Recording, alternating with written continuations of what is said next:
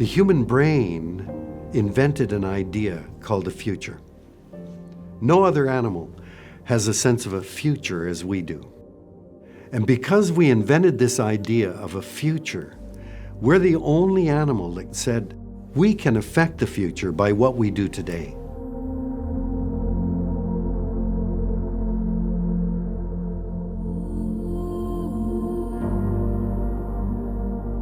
As Canadians, we see ourselves as world leaders when it comes to social justice and the environment. But the reality is we're falling behind.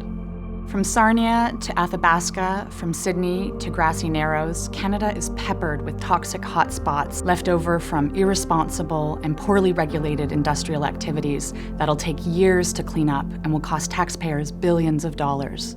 At any given moment in Canada, there are over 1,000 boil water advisories, and our own government reports that 1 in 2 Canadians lives in an area with unsafe levels of air pollution.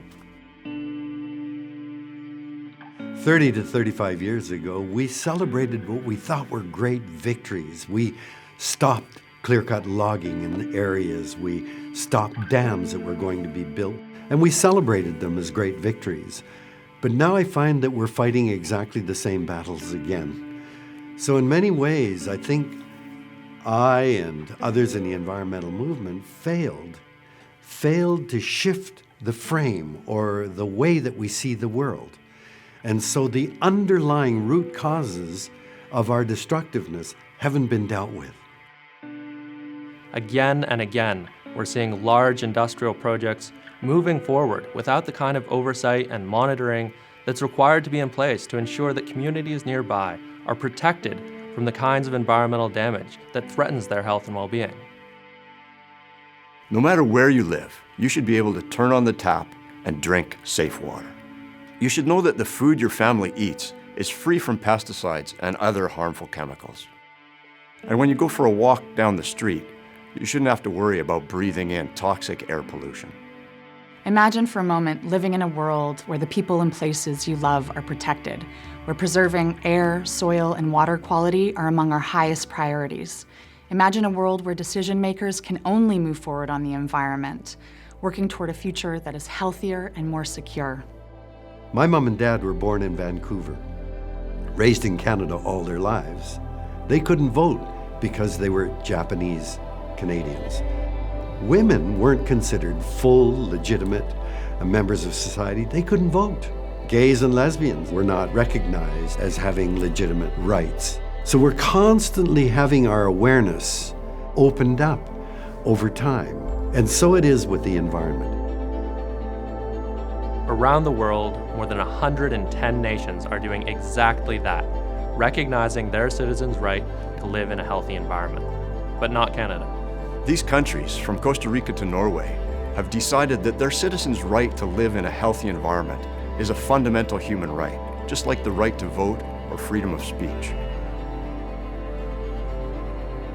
Everything on this small blue planet is interconnected and interdependent.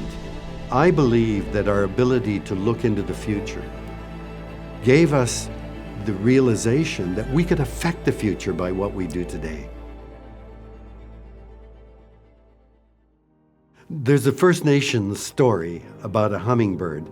When a forest fire began, the hummingbird flew to a lake, picked up a drop of water in its beak, flew back and dropped it on the fire, and went back and forth again and again. And all the other animals just laughed at the hummingbird and said, "What are you doing? It's not going to make a difference." And his answer was, "I'm doing the best I can."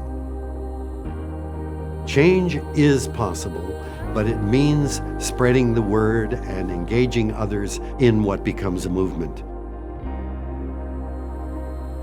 With the right to a healthy environment recognized at all levels of government, 3 very important things will happen. Stronger environmental laws, better enforcement of existing laws, and an end to having today's laws rolled back in the future.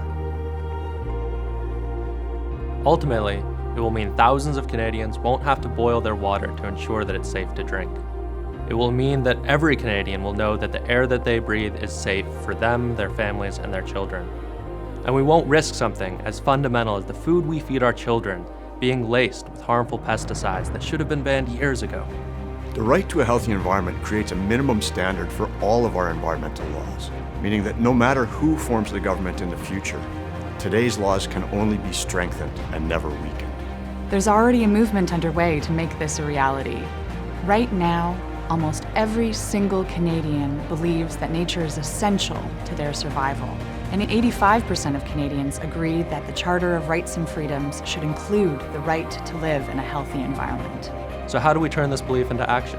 The first step is for Canadians all across the country to come together and work with their municipal leaders to pass municipal declarations recognizing our right to a healthy environment. The second step is for cities all across Canada to lift up their declarations as a model for provinces to follow.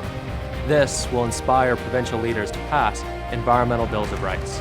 With so many people standing up from coast to coast to coast, and cities and provinces leading the way, the final step is to see the Canadian Charter of Rights and Freedoms amended to recognize our right to a healthy environment. That's what the Blue Dot Tour is all about. Ordinary people coming together to take extraordinary action. This is the big thing, the big push.